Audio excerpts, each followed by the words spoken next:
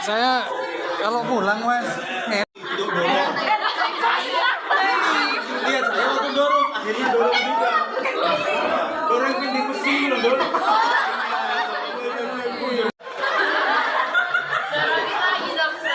Baju-baju murah yang membanjiri pasar Indonesia sebagian besar adalah baju impor berbahan sintetis polyester, baik baju baru maupun baju bekas. Harganya bisa 10-20 kali lebih murah.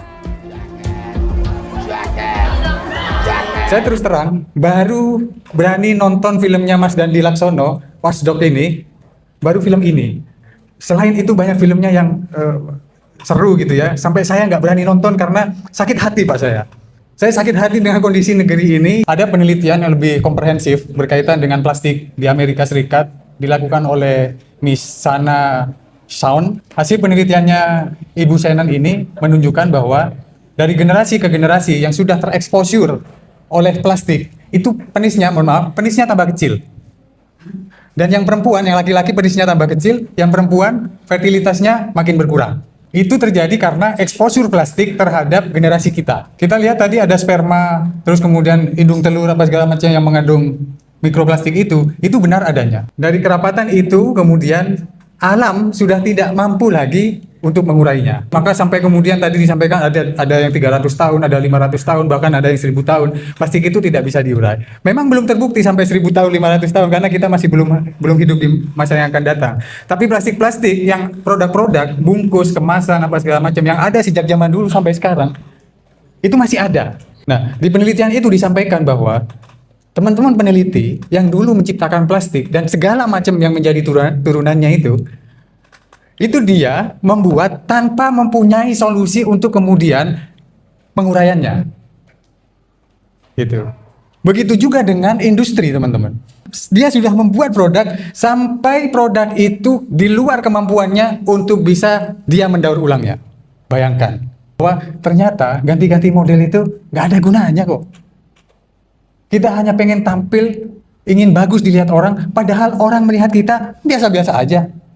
Tapi memang sejak dulu waktu saya zaman kuliah, 3F itu sudah ada. Fashion, food, and fun. Fashion itu memang sudah ada sejak dulu, dan itu bagian dari hedonisme. Perwali yang terbaru punya aturan, masyarakat yang melihat ada sampah dibakar, bisa difoto kemudian dilaporkan, itu nanti didenda. Gawat kalau sampai UNESA didenda. Malu kita gimana? Padahal di depan itu apa? Mohon maaf ini mungkin kalau live, ya saya di depan itu sampah di Indonesia, selesai di Indonesia. Sebenarnya apa yang selama ini dari 2017 ya Mas Nara ya, 2017 kami usahakan pengelolaan sampah itu melibatkan pembuang sampahnya, gitu loh. Ya, apakah kemudian, mohon maaf, selama ini kita melihat sampah menjadi bisnis ya, circular economy, bisa. Saya bilang ke Mas Nara di Aksindo itu, sampah ini adalah unlimited business. Kalau betul-betul dikelola dengan benar dan baik. Hanya kata Mas Nara tadi itu sedikit disinggung. Kalau memang kita sudah punya kultur berpikir dalam bahasa Inggris, budaya Inggris, Western, kenapa kita masih membiarkan kantin kita dengan sampah yang berserakan? Itu aja, simple aja. Jadi meskipun saya Madura, tapi bukan kemudian urusannya sama yang anorganik ya, bukan ya. Kalau teman-teman sering tahu bahwa yang rombeng-rombeng, kecuali thrift gitu. Diskusi kami terakhir itu kita menemukan artikel-artikel yang membahas di 25 negara ditemukan bahwa kalau masih ada sampah berserakan di negara tersebut, berarti fik ada korupsi. Itu real, itu 25 negara di seluruh dunia. Nggak usah indikatornya macam-macam, nggak usah macam-macam. Sampahnya masih berserakan nggak? Fik ada korupsi. Apakah kemudian semua pengadaan mesin pengelolaan sampah yang tidak berakhir di ujungnya itu pernah diusut oleh KPK atau kejaksaan? Belum pernah. Alhamdulillah. Ya, begitulah salah satu cara. Tapi kita udahlah, itu urusannya teman-teman hukum ya. Urusan kita adalah di sosialisasi dan edukasinya. Ada beberapa hal yang memang mungkin kalau kita ngomong dan lihat thrift, samalah beli baju bekas sama kayak beli motor bekas atau mobil bekas.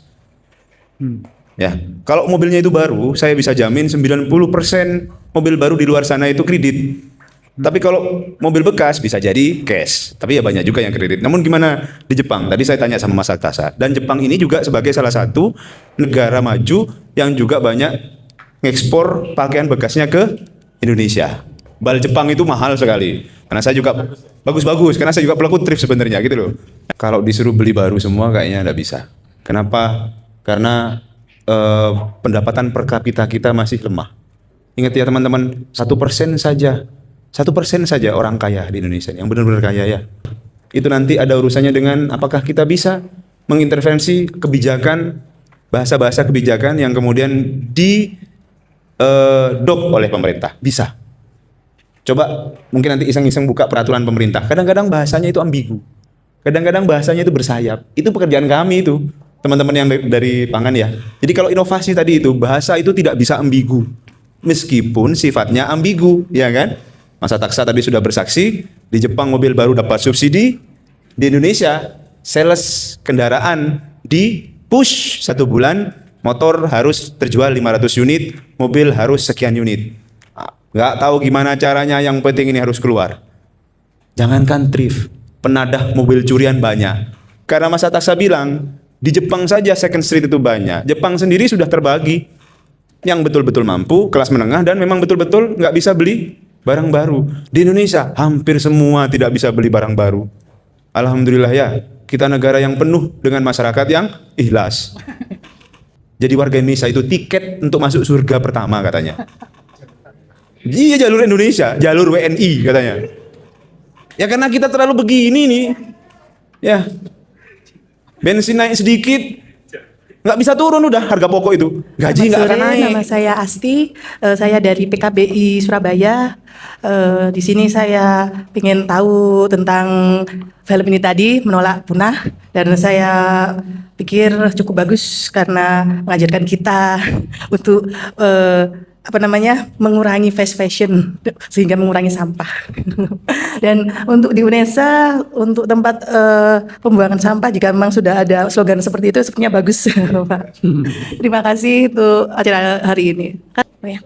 Sebelumnya perkenalkan, nama saya Anum Pangastu, saya dari Fakultas Ketahanan Pangan, mahasiswi semester 2. Kebetulan saya hadir di sini bersama ketiga teman saya yang satu fakultas. Di sini saya ingin menyampaikan sedikit mungkin apa yang saya tangkap dari film dokumenter yang barusan kita tonton ya teman-teman, mengenai film dokumenter yang berjudul Menolak Punah. Dan tadi dikutip di situ kan ada Gresik ya, di mana Gresik itu dekat dengan kita gitu, Surabaya gitu, nggak terlalu jauh tempatnya. Menurut saya gimana ya, kita sebagai mahasiswa nih ya, mahasiswa-mahasiswi, terutama kita ini harus menciptakan inovasi. Ya mungkin meskipun kita ini nanti mungkin kita kepikiran bikin inovasi jadi kayak Pandawara gitu ya. Tapi kalau dilihat-lihat ini mungkin persentase sampah di Indonesia itu pertumbuhannya lebih cepat daripada inovasi yang kita buat gitu. Teknologi untuk mengolah sampah itu emang udah ada perkembangan juga gitu ya di Indonesia. Tapi kalau kita lihat dihitung dari persentase pertumbuhan sampah, itu ternyata inovasi kita juga masih kalah dengan pertumbuhan sampah di Indonesia gitu. Nah itu juga pertimbangan yang berat gitu ya untuk kita sebagai mahasiswi UNESA. Inovasi apa lagi nih yang kita buat nih buat ngatasi sampah gitu ya. Itu aja dari saya. Assalamualaikum warahmatullahi wabarakatuh. Selamat sore kawan-kawan semua. Jadi perkenalkan, saya Sulianto. Kebetulan saya karyawan swasta di perusahaan pupuk ya. Jadi saya sebenarnya miris melihat kondisi kota Surabaya pada umumnya ya, karena saya tinggal di Surabaya. Jadi mulai sekarang itu Pak Wali Kota itu jadi untuk TPS Mas Nara ya, jadi diatur pengangkutan sampahnya ke truk gitu. Jadi yang awalnya itu numpuk di TPS gerobak itu jam sekian harus baru bisa ke TPS. Nah sekarang itu malah diatur, makanya gerobak-gerobak sampah itu sekarang malah keleleran di kampung-kampung. Yang awalnya harus di TPS sekarang malah ada yang di depan gang. Mungkin ini terjadi juga di seluruh kecamatan di kota Surabaya gitu. Jadi apalagi sekarang Pak Wali Kota buka hotline Mas Nara. Coba mungkin bisa audiensi ke beliau dan juga menawarkan solusi dan inovasi. Siapa tahu Pak Eri juga bisa membalas dan juga aware gitu dengan tawaran-tawaran solusi nanti yang akan ditawarkan oleh Yaksindo. Itu mungkin, terima kasih. Kami akhiri. Wassalamualaikum warahmatullahi wabarakatuh. Baik, perkenalkan nama saya Naila Syafira Domarwati. Saya dari Sastra Inggris angkatan 25, muridnya Saradam. So actually I have the same opinion as kakaknya tadi ya, yang bilang kalau kita banyak sekali inovasi tentang pengelolaan sampah. But based on the documentary that kita lihat tadi, ada yang menyebutkan kegiatan menjual atau mengelola sampah, lebih tepatnya sampah domestik ya? Oh, bukan. Kayak thrifting, gitu. Iya. Tapi apakah Bapak pernah mendengar kalau ternyata thrifting itu bisa menjadi tempat untuk menyalurkan penyakit? Iya. Seperti penyakit molucon, scabies dan lain-lain. Dan menurut saya mencuci dengan teknik merebus pakaian ataupun mencuci double itu belum cukup efisien. Gitu. Apakah ada solusi? Terima kasih. Saya Muhammad Ataksan Nurmansyah dari Sastra Inggris 2022. Ya, dari pengalaman saya waktu tinggal di Jepang, untuk thrifting itu di sana itu udah kayak bagian dari hidup malah. Bahkan di sana itu ada banyak toko-toko second, kayak contohnya Second Street, ada Yoruzuya dan lain-lain. Itu mereka kayak memang ditempatkan barang-barang thrift itu di satu tempat, di satu toko. Itu barang bekas semuanya, second hand semuanya. Terus juga ada banyak banget, bahkan keluarga saya sendiri itu juga pengguna mobil bekas, yang di situ saya tahu kalau di Jepang itu mobil bekas sebenarnya justru semakin tua semakin mahal pajaknya karena emisinya kan. Tapi juga mobil baru ada tadi apa namanya Pak? Bukan pemerintah, subsidi juga dari pemerintah. Seperti itu, dan harganya kalau dibandingin sama Indonesia, barang-barang bekas juga di sana hitungannya murah gitu. Walaupun sampai sini barang-barang thrifting yang dari Jepang tinggi harganya karena kualitasnya jauh beda kan, seperti itu. Baik, terima kasih. Tadi ya tentang slow fashion, lalu kemudian inovasi, lalu kemudian thrifting. Saya coba urai satu-satu ya. Slow fashion itu kan memang sebenarnya budaya sekarang sudah bukan lagi budaya kita. Budaya kita beli. Ada barang murah, beli. Ada pernah di satu podcast, dia menyatakan bahwa mau tahu nggak tandanya orang miskin? Apa? Ya. Setiap ada diskon barang murah pasti dia beli. Banyak produk thrifting ini masuk ke Indonesia secara ilegal. Itu yang jadi masalah di Indonesia. Dan itu katanya menghantam industri garmen kita, menghantam industri pakaian kita, gitu ya. Mungkin sekitar 1 tahun lalu ketika Pak Purbaya baru diangkat, dia mau gencar tuh memerangi thrifting. Tapi kuat juga ini orang-orang thrifting, gitu kan.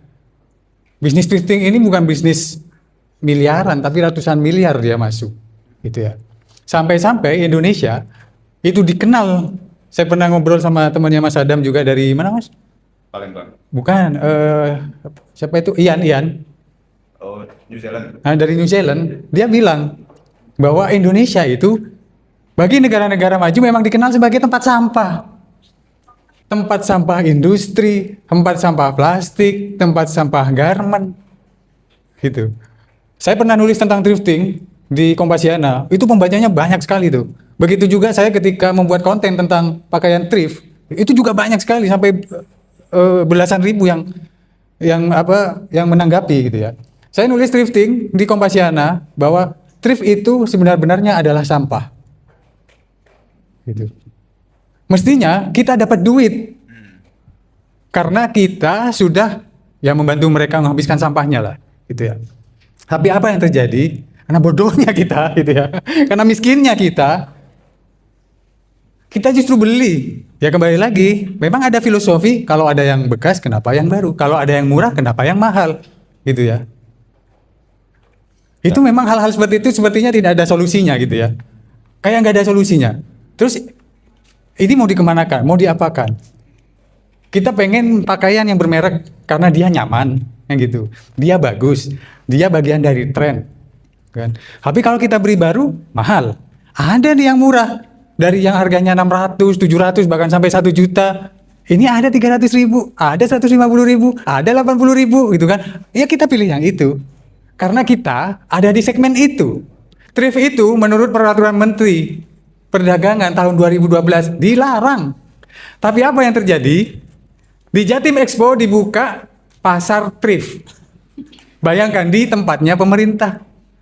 Gitu kan. Di ulang tahun pemerintah mana gitu lupa saya. Ada pasar thrift di situ. Bayangkan coba. Ini orang apa nggak ngerti aturan, apa nggak ngerti gimana. Tapi yang dilihat bukan regulasinya, bukan peraturannya.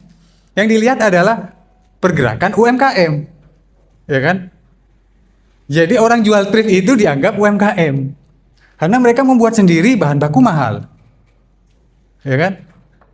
Karena bahan baku mahal, maka produk mereka akhirnya jadi mahal. Yang beli nggak ada. Saya juga dulu mulai terjun di persampahan itu mulai dari kayak Pandawara itu. Ngambilin sampah di sungai, di pantai, di laut, di pasar, di gunung, di hutan. Tapi begitu saya ketemu sama guru saya di Jakarta, Pak Asrul Hussein almarhum, saya ditanya mau sampai kapan kamu melakukan itu? Gak ada ujungnya. Sampai kemudian saya diajari Pak Asrul bahwa ini sampah harus kita bereskan sejak dari hulunya. Sampah kalau sudah masuk, itu benar-benar mau didaur ulang susah. Gitu. Dibakar nggak keluar api. Ada mesin 400 ton. Kapasitasnya 400 ton untuk membakar sampah jadi energi listrik. Dimasukin 400 ton, dibakar, nggak kebakar. Dikurangi 100 ton, dibakar lagi, nggak kebakar lagi, sampai dikurangi tinggal 50 ton baru dia bisa kebakar. Karena apa? Sampah kita itu mayoritas sampah organik dan basah. Kadar airnya sampai 70-80%. Jadi kalau kita bakar sampah kita itu, ya namanya bakar air. Gitu. Nah, teknologi pembakar sampah itu datangnya dari Jerman, dari Norwegia, dari Jepang, dari Cina. Yang makanannya nggak ada seperti kita. Nggak ada rawon, nggak ada soto, nggak ada masakan Padang, gitu kan. Itu nggak ada di tempat mereka. Dan budaya mereka makan habis. Bukan seperti kita, makan, ngambil banyak, habis itu dibiarin. Gitu kan. Dan di negara-negara maju dalam pengelolaan sampahnya, itu adalah negara-negara yang masyarakatnya sudah memilah sampah. Untuk sampah organiknya mereka olah sendiri. Sampah anorganiknya mereka serahkan ke pemerintah. Kalau teman-teman mengira bahwa perjuangan negara-negara yang sudah maju pengelolaan sampahnya itu sebentar, enggak. Jepang 50 tahun. Korea Selatan sama, hampir 50 tahun juga. Singapura, mulai dari Singapura berdiri sampai sekarang, mereka masih terus mengajari masyarakatnya mengelola sampah. Malaysia masih juga begitu. Gitu. Nah, Indonesia ini sedang menuju ke sana. Gitu. Jadi kalau teman-teman tahu, di regulasi Indonesia itu setiap orang itu wajib mengelola sampah. Gitu ya. Kita semua ini wajib mengelola sampah. Tapi dalam tanda kutip, tapi pemerintah harus sediakan tempatnya. Gitu. Kemudian kalau sudah disediakan tempatnya, kan ada pertanyaan, kalau kan aku sudah bayar, ngapain aku milah sampah? Oke, kamu gratis. Gitu kan? Terus kalau gratis aku kan sudah milah sampah, ini kan dijual. Oke, kamu akan mendapatkan bagi hasilnya. Jadi sebenarnya ke sana arahnya. Di sampah itu uangnya banter loh. Saya tadi di Jakarta diceritain itu Mas Suri sama teman-teman Jakarta. Sampah itu duitnya banter loh. Makanya kalau sampah ini ketata, duit-duit bocor itu sudah nggak bisa ada lagi. Jadi tadi yang disampaikan Pak Adam tentang penelitian di 25 negara di dunia, itu dia menyatakan bahwa kalau ada sampah di negara Anda, kalau ada sampah berarti ya ada korupsi. Gampangannya gitu. Ada sampah, fik, ada korupsi. Karena apa? Satu, orang pemerintah dalam tanda kutip, kalau harus membiarkan sampah itu seperti itu supaya terjadi kedaruratan sampah. Kalau sudah darurat sampah, maka dia beli mesin, dia beli peralatan apa segala macam. Itu sudah nggak pakai lagi tender, sudah nggak pakai lagi lelang, apa segala macam. Terus kemudian coba lihat deh, biasanya negara-negara yang pengelolaan sampahnya rusak, itu pasti yang ngelola sampah besti-bestinya pemerintahnya. Ayo Indonesia menolak punah.